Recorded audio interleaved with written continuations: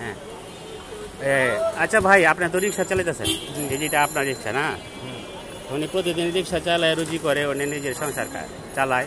সংসার কি এখানে নাকি বাড়িতে? দেশে। উনি দেশে টাকা পয়সা পাঠায়, দেশে ওরা চলে, খুব কষ্ট করে।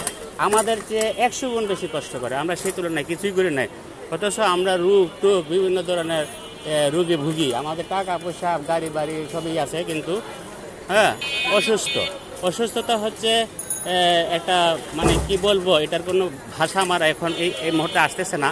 তবে সুস্থতা হচ্ছে আল্লাহর সবচেয়ে বড় নিয়ামত। যে সুস্থ আছে, 3 বেলা যদি রুটিও খায় সেটাও ভালো। এখন আপনি আমাকে বলেন, টাকা পয়সা দুনিয়াতে বড় নাকি সুস্থতা বড়? সুস্থতাই বড়। মাশাআল্লাহ মাশাআল্লাহ। আশা করি আপনি সুন্দর উত্তর দিচ্ছেন। আমি আপনার ভিডিওটা আমার ফেসবুকে দিব।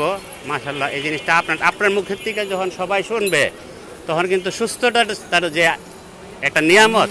আমি যে কথাটা বললাম, হ্যাঁ, যদি ফেসবুকে দিচ্ছেন দিব, তাহলে আমাকেও তো দেখতে হবে। আপনি যদি দেখতে চান তাহলে সুহেল আহমেদ মনে রাখেন। সুহেল আহমেদ? হ্যাঁ, সুহেল আহমেদ দিয়া, মোবাইল আছে তো? হ্যাঁ, সুহেল আহমেদ দিয়া সার্চ দিবেন। দিলে আপনি আমার ফেসবুকে ঢুকলে রাতেই দেখতে পাবেন। ঠিক আছে, দেখেন কইরা দেয় পিছন দিয়ে। ইনশাল্লাহ আপনার আমার দেখানোর ব্যবস্থা করব।